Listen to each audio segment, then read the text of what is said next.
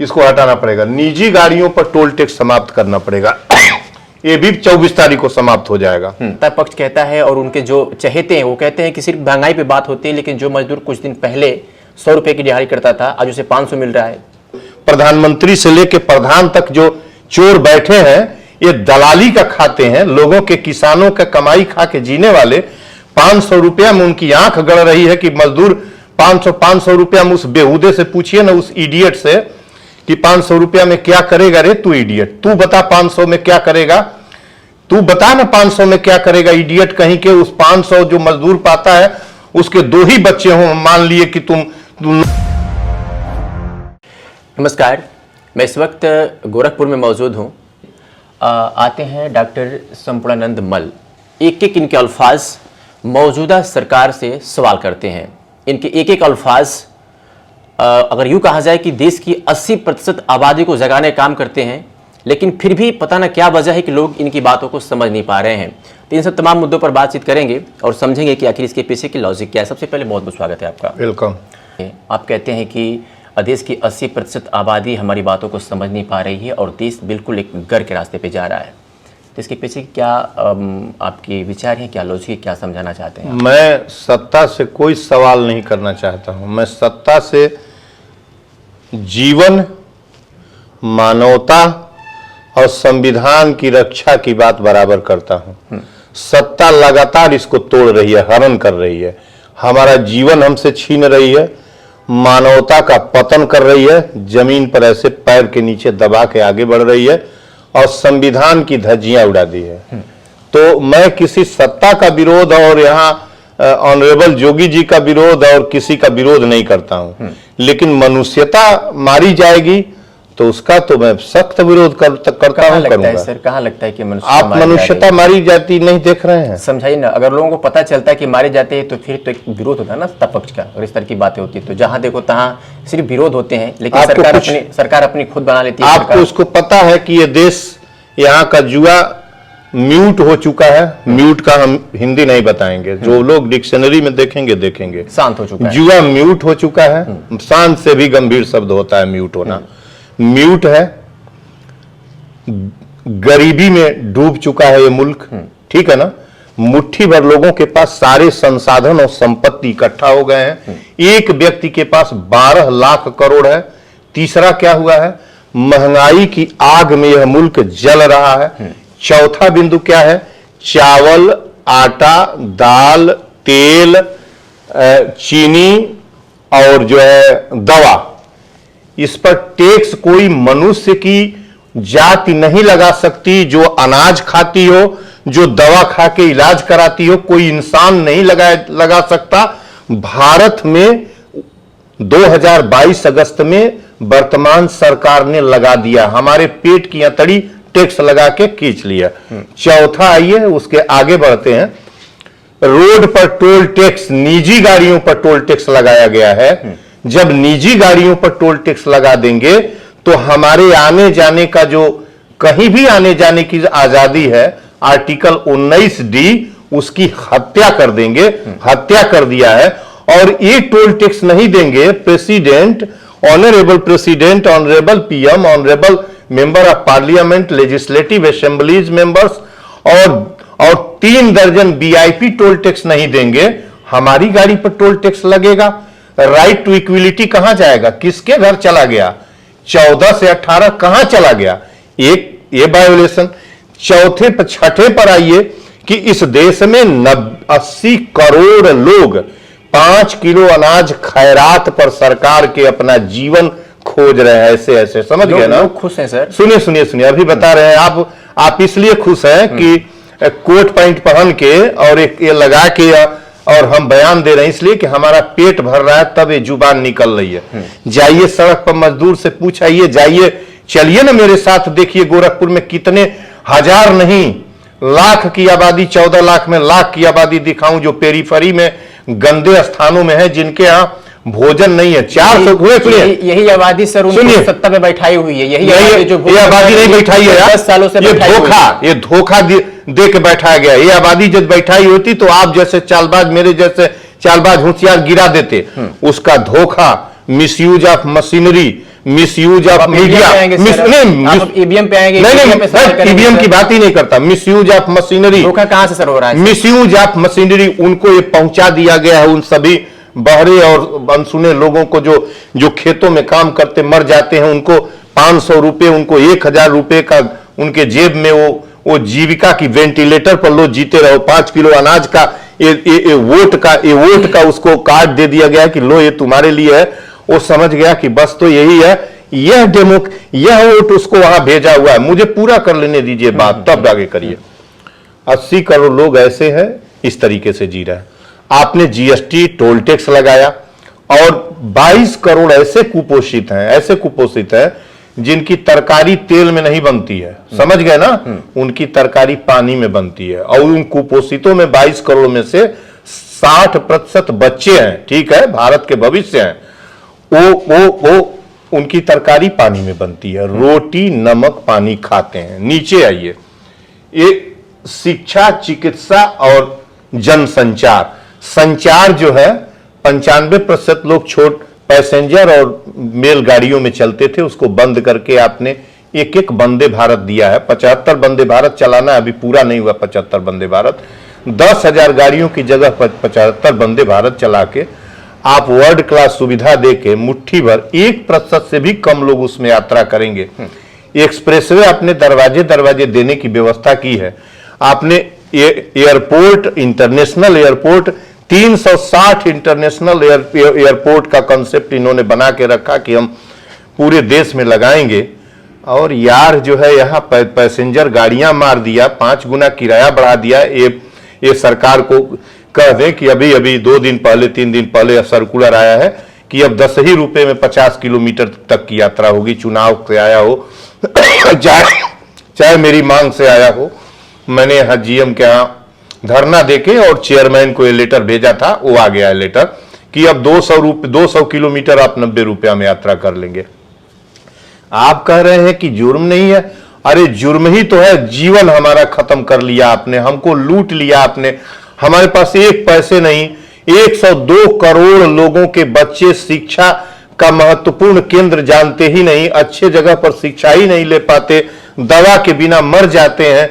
आयुष्मान योजना ना, कौन सी योजना? आयुष्मान योजना में आप जो रुपया देते हैं वो न जाने कितने मुट्ठी भर लोगों के चालबाज लोग उसको डकार के बैठ जाते हैं। क्या करते हैं? हमको शिक्षा फ्री दीजिए, हमको फ्री चिकित्सा दीजिए, एक समान दीजिए। आपका इलाज यदि मंत्री जी मेदांता में और जो है अपोलो में होता है तो मेरा भी इलाज वही होना चाहिए। ये देश में हम पैदा करते हैं, देश हमारे भी पिता का है और आपके भी पिता का है। आप इस देश का बना क्या दिए? आप महंगाई की बात करते हैं कि सर महंगाई बहुत बढ़ रही है। लोग कहते हैं, सत्ता पक्ष कहता है और उनके जो चहेते हैं वो कहते हैं कि सिर्फ महंगाई पे बात होती है, लेकिन जो मजदूर कुछ दिन पहले 100 रुपए की दिहाड़ी करता था आज उसे 500 मिल रहा है। उस जो कहता है उसके बाप से पूछिए, कैमरे पर बोलना चाहता हूं कि जो कहता है उस चोर डकैत से बाप से पूछिए कि 500 में कल तुम दफन करते थे ज्यादा गड्ढे में, आज तुम 500 में उसका बाप जिंदा रह पाएगा कि वो जिंदा रह पाएगा कि उसके बच्चे जिंदा रह पाएंगे? मलाई काटता है, गुलामी हरामखोरी का बिचौलिए दलाली का पैसा खाता है। यहां से लेके ऊपर से जो प्रधानमंत्री से लेके प्रधान तक जो चोर बैठे हैं ये दलाली का खाते हैं। लोगों के, किसानों का कमाई खा के जीने वाले 500 रुपया में उनकी आंख गड़ रही है कि मजदूर 500 रुपया में उस बेहुदे से पूछिए ना, उस इडियट से कि 500 रुपया में क्या करेगा रे तू इडियट, तू बता 500 में क्या करेगा, तू बता ना 500 में क्या करेगा इडियट कहीं के। उस 500 जो मजदूर पाता है उसके 2 ही बच्चे हों, मान लिए कि तुम न उसके 4 बच्चे हों, 2 बच्चे हों, 3 बच्चे हों, उसके माता पिता 2 हों, 4 हो और 2 पति पत्नी हो। उस 500 में उसके बच्चे पढ़ेंगे, खाएगा, घर बनवाएगा, कहीं आएगा जाएगा, सामाजिक दायित्व का निर्वहन करेगा। कि तुम क्रिमिनल हो क्या कि ऐसी आवाज निकालते हो? कौन क्रिमिनल करता है जी इस तरह की आवाज?